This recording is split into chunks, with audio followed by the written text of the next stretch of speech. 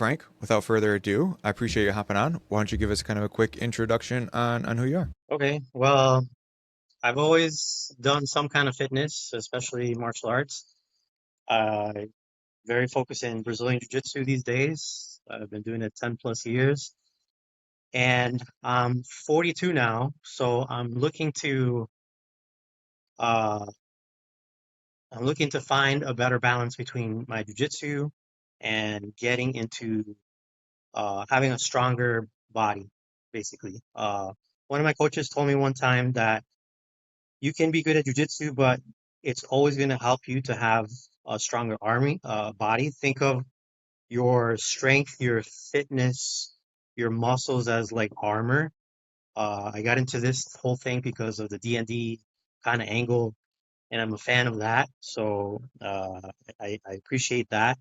And then I thought of what my coach told me one time. So basically, I was looking to put on some more armor, some more protection on my body from all the bumps and bruises of grappling and jujitsu and just everyday life. It's funny, a lot of my injuries that I have are not from jujitsu, are from regular activities like doing yard work, taking out the trash, uh, playing with my son, going down the steps. Like you just step on something the wrong way and there goes your ankle or something. And uh, having a stronger overall body and understanding that that's going to help everything is what I was looking for. So I was always doing the jujitsu stuff, but I didn't really have like, I guess, the guidance or the expertise in the exercise, the muscle building. And so I started looking into someone that knew more about that stuff, more of the science, more of the specifics that maybe I didn't understand from me just going to my jujitsu training. In my jujitsu training, I learned how to fight, how to do the martial art, how to do submissions, but I don't exactly know, okay, I should be doing these exercises to help my lower back, which I need a lot of lower back strength when I'm grappling. So I came across this program, and you, Jordan, I was like, all right, let's give it a shot, see where it goes. So Yeah. here I am. Yeah, absolutely. So not only were we working on like the resilience aspect of, like you said, that body armor, but we were also focusing on what can we do to complement the time on the mat, like your jujitsu and everything like that, to ensure that we weren't overtraining one way or the other. We weren't overly taxing certain muscle groups that get overly taxed on the mats, and what can we do that has a decent translation to the mats. And I feel like we did it. We found a pretty good healthy balance because I know scheduling wise things were always up in the air because your work schedule changed, which means your days that you went to do jujitsu changed, which meant the workouts kind of had to change. But how did that feel? And this can, like, maybe when we first started off. Let me take a step back. What did we do when we first started off? Do you remember what those workouts and everything looked like? So the specific workouts, I can't say I remember a specific workout because we went through so many, but at the beginning, I didn't really understand how to cater my schedule to the workouts. And then after talking, I believe it was in the Discord, the chat group with the other Phoenix guys, or was you? Somebody mentioned like I can actually move my workouts to like a different day and rearrange. So a lot of times, like the schedule was put out, you would put out the schedule, and sometimes my days off wouldn't coincide, or sometimes I was working, but I felt like I had energy at the end of the day, so I would drag a workout to do it earlier, or I would have to move a workout to a different day because I was too tired if I got home from work. But I'd like that I had the goals set. Basically, you would put out the plan, here's the plan, and I would see the plan and I would be able, okay, but I could still modify and move it around to what worked with my schedule and still make meet the goals. So I like that I have it's like the homework assignment. Like, okay, here's what you got to do. I expect it to be done by this time, and I would make it by the deadline. So it's nice to have someone kind of overseeing it and knowing that there is some kind of deadline for this stuff because when you're on your own trying to do the workouts, you're more casual about it. You're not necessarily holding yourself to the fire, if you will. Like, hey, you don't have to try so hard, you know. But always when you're working with somebody, like even in jujitsu, like you have to you have to make it to a threshold. You have to fight because if you're just flopping like a fish, you're not being a good partner and you're not learning anything. You're just laying there and it's just you're not doing anything. So if somebody's training with you or if somebody's like guiding you or coaching you, you're trying to meet some kind of expectation of your partner or your coach. So it helps kind of motivate you to keep up with the proposed plan, if you will. So I Yeah. I, I did like that. Yeah. Yeah, yeah, no, absolutely. And there's definitely something to having that second mind to the madness, I always say, where you know that if you don't do a workout, I'm going to see that, or when you do a workout, I see that. And so it like helps with that accountability piece, just the taking The the complete accountability. what's that? The accountability. Yes. There you go. Yeah. Yeah, that and then like just taking the mental burden off of like program design where I take all of that. That can kind of help free up that mental bandwidth. But one thing that you were talking about earlier was we would say I don't remember the exact days, but let's say it was like Tuesday, Thursday, Saturday were like the days to work out. But then your work schedule would kind of change, and then you'd feel like, okay, I have, like you said, more energy after work on Wednesday, and I can work out on Wednesday. And so that allowed that freedom and flexibility where a lot of people see that as these are the days that are set in stone that I have to work out. And if I don't feel great, I'd rather just not do them. But you like shifting them around, and like you said, as long as you hit the kind of the end of the week goal, we called it a win. Yeah. Yeah. Did you ever feel like the workouts were, or I guess the program as a whole was like were like overwhelming, couldn't keep up, anything like that? No, not at all. If anything, I would say if you were there in person or if some kind of coach was there, like, hey, you could do another two, you could do a few more reps, you could put some more weight. Like, it was never like overwhelming. Like, even when at the end of each workout, like, I asked you, what's the rating? I was never thinking my rating was, this is too hard. Like, I was always like, this is moderate, this is okay. Like, this is fine, this is doable. And like, I was never, uh, like super sore for the next day, I would say.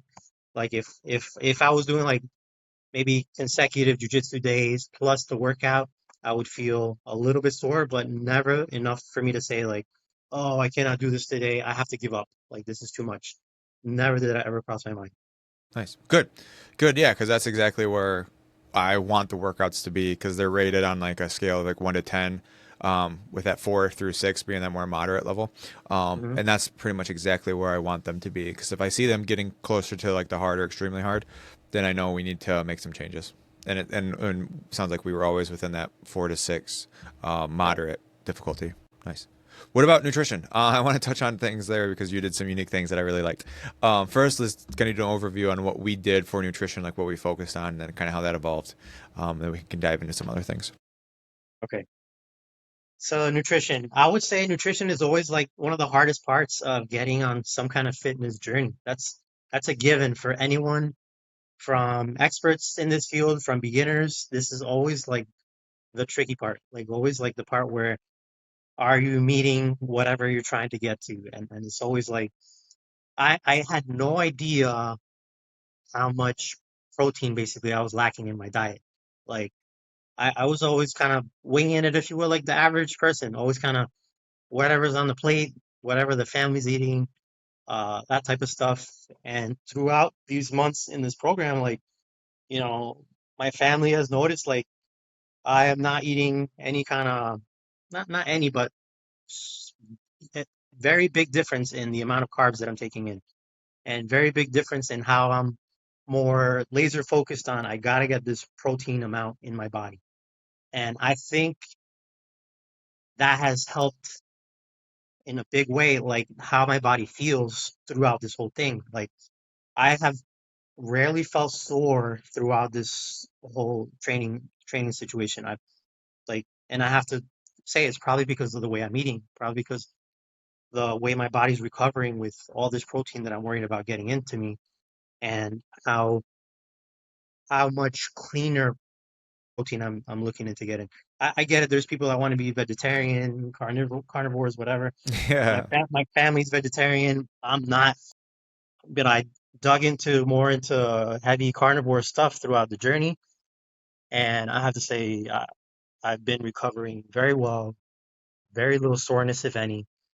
Uh, so having those goals that you put on the nutrition tracker and seeing like kind of in real time, like, okay, this is what I've taken in, getting close to those thresholds, having those numbers, just the tediousness of putting in the numbers, that's the annoying part.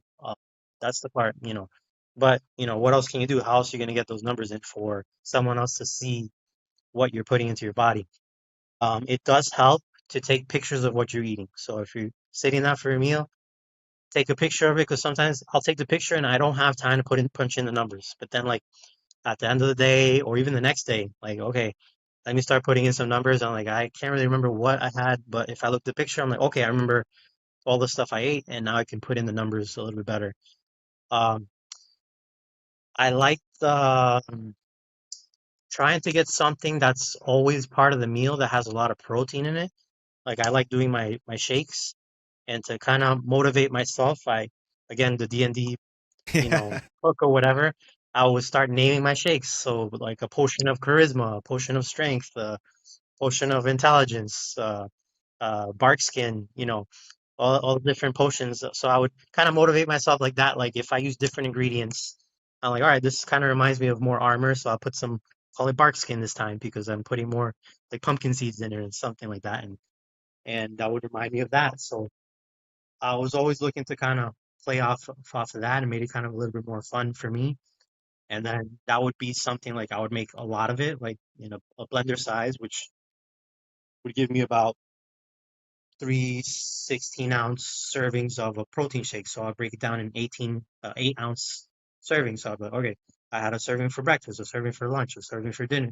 Each one was 8 ounces. So then I would know I would log it each time, and that would help meet my protein thresholds, if you will. So I was never done that before, but it was helpful throughout this process. Yeah. Yeah, absolutely. And I was just looking up your nutrition data. You weren't at anything like overly insane. When we first started working together, I think you were at like around 80 to 90 grams of protein is kind of like where you were naturally. And we just bumped that up to about 120. And that is not an extreme number by any stretch of the imagination, where most people hear, I need to eat 1 gram of protein per pound of body weight, which is insane. Unless you are like, trying to be a bodybuilder or something like that. That's a lot of protein. But 120 with a 1600 calorie goal was, I think, very moderate. And then I liked the protein shakes, the potions that you were talking about. I think that was a really fun way to kind of add a nice spin on things. And you mentioned like going lower carb. It's not like we were going like strict keto or carnivore because your No. carbs were like relatively moderate. It was just we were shifting those calories from a higher amount of carbs to protein. So it wasn't like we were just completely eliminating carbs. And did you feel like that was ever overwhelming or anything like that? No, no, it never.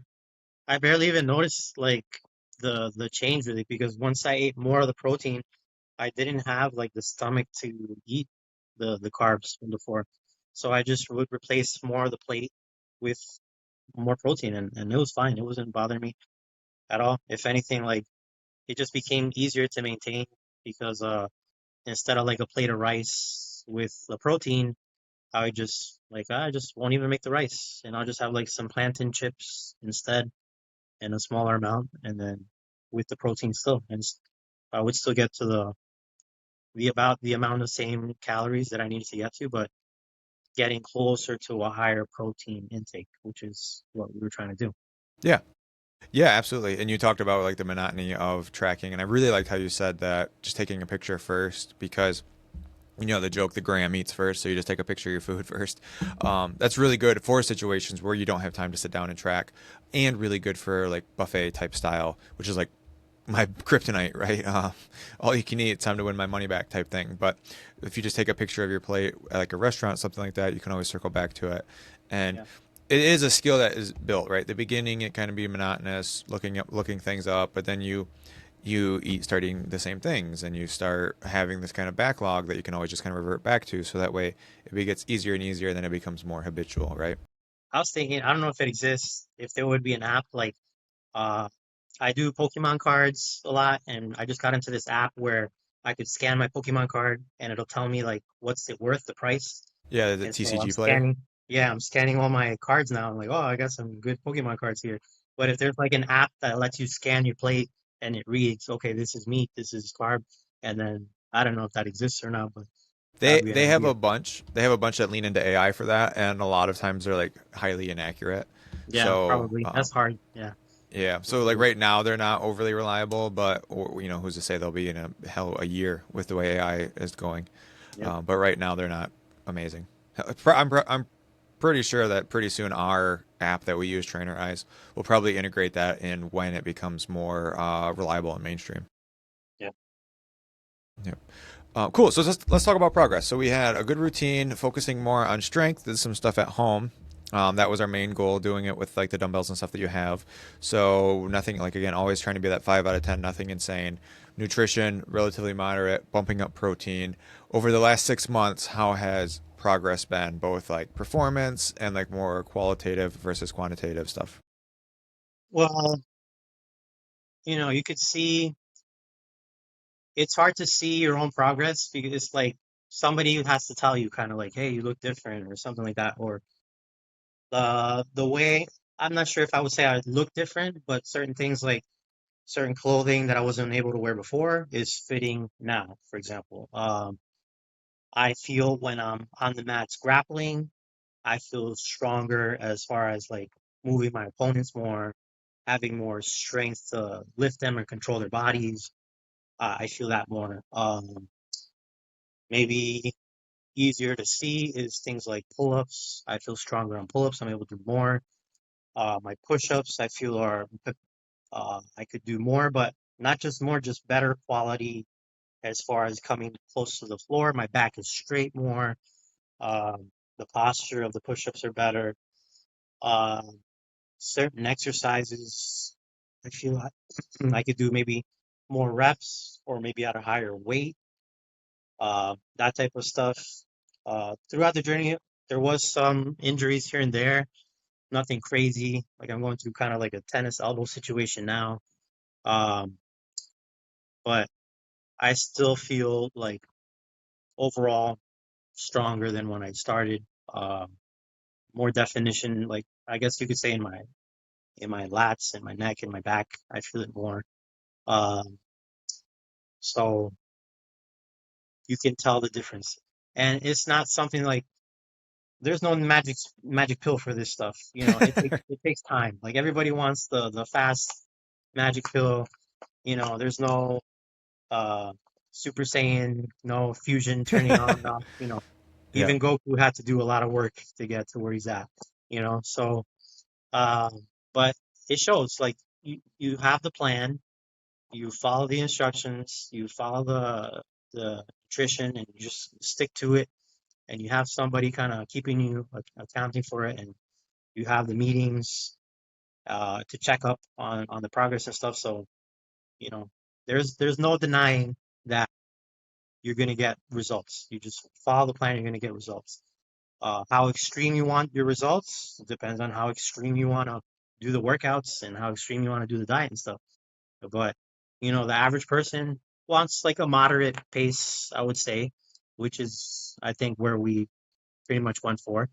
And the results are there too. Yeah. Yeah, absolutely. I don't think anything that we did was overly extreme.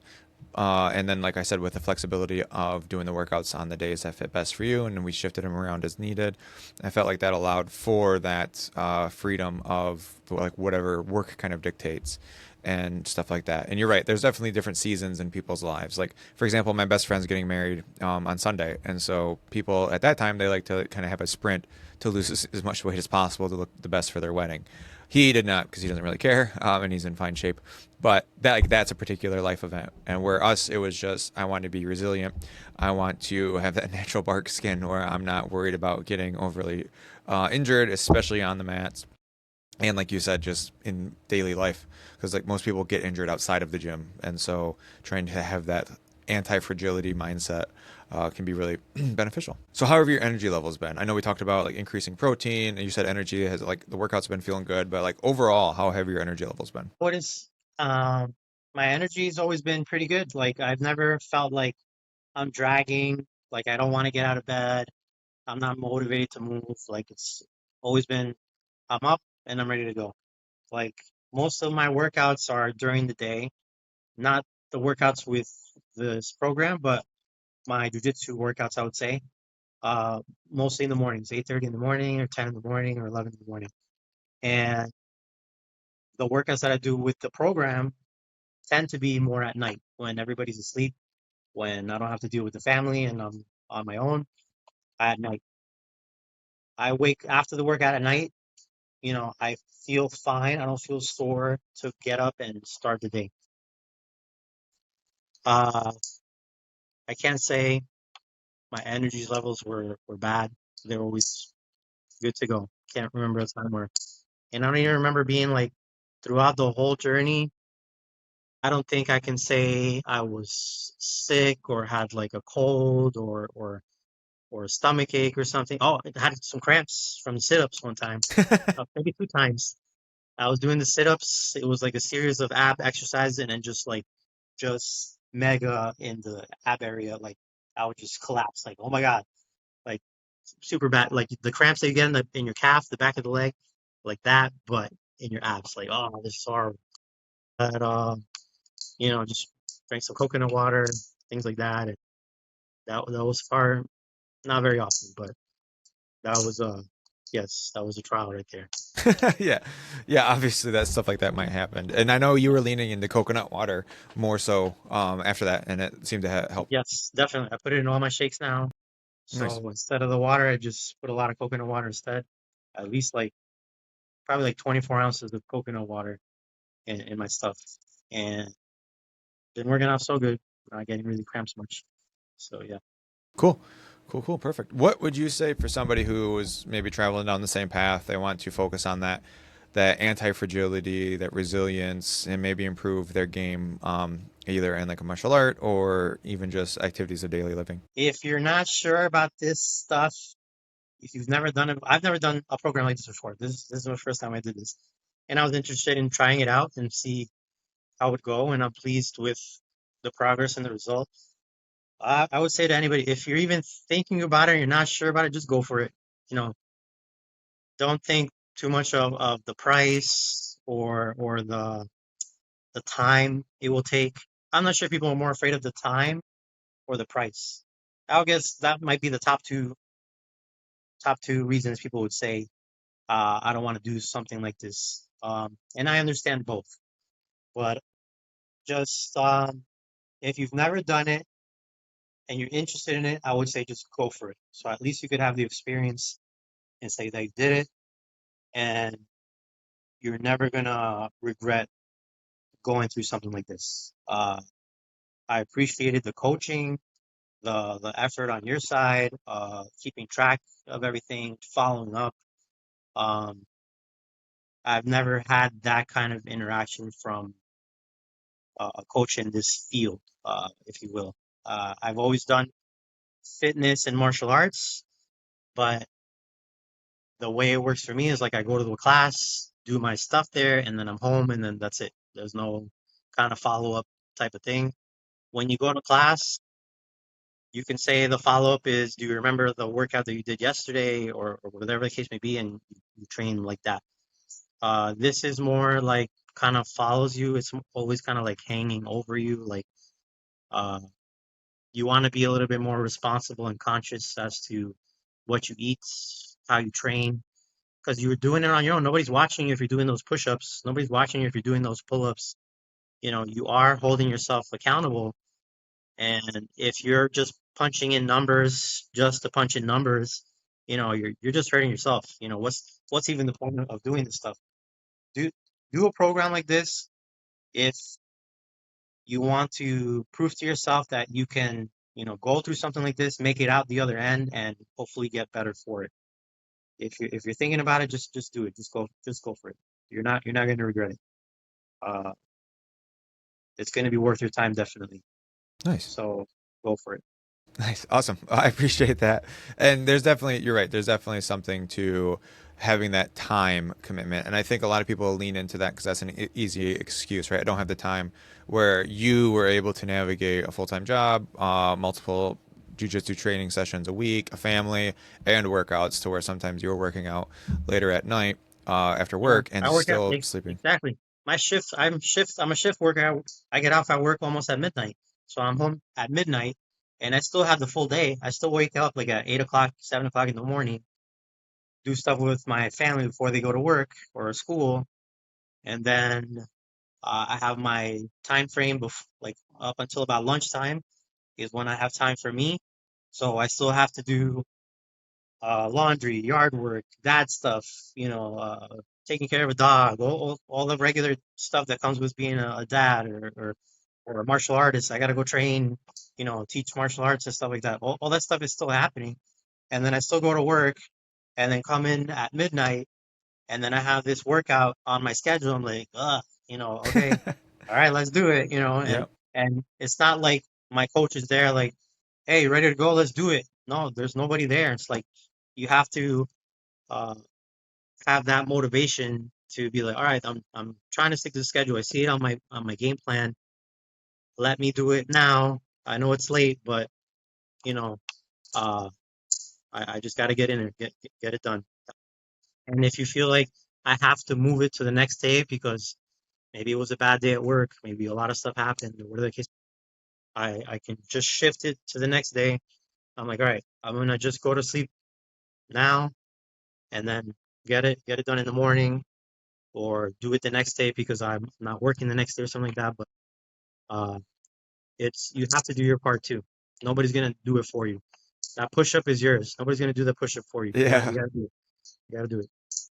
Yep. Yeah, and there's definitely something there with the self accountability, and I think that's one thing that people kind of don't realize with online is yes, you have me in your corner, that second mind to the madness, and we're watching over what gets done, what doesn't get done. But at the end of the day, you're responsible for doing that workout after work on your own, and then that helps develop the tools and skills and that momentum for you to kind of do it on your own, which is ultimately what you and I are doing now, where the baby phoenix is flying the nest, and you feel like you have the tools and skills needed to do all this stuff on your own, and you're obviously kicking ass and taking names and making it happen, right? Yep.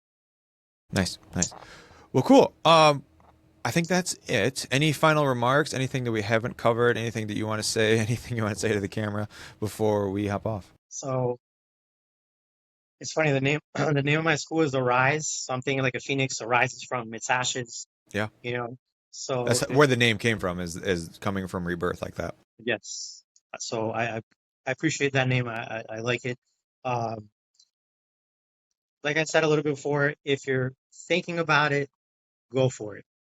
You're not going to regret putting yourself through a program for it, especially if it's your first time doing it. Don't use the excuse of time and whatever excuse you want to do. Uh, Motivate yourself because a lot of it is on your own. One of the hardest things about going to work out at a gym is motivating yourself to go there, motivating yourself to do the workouts there, and keeping with that routine. But having a partner along the way, a Papa Phoenix flying overhead, making sure you're doing what you're doing, it helps. It does motivate to keep you on track. I like that I have the tools now to keep going with something like this.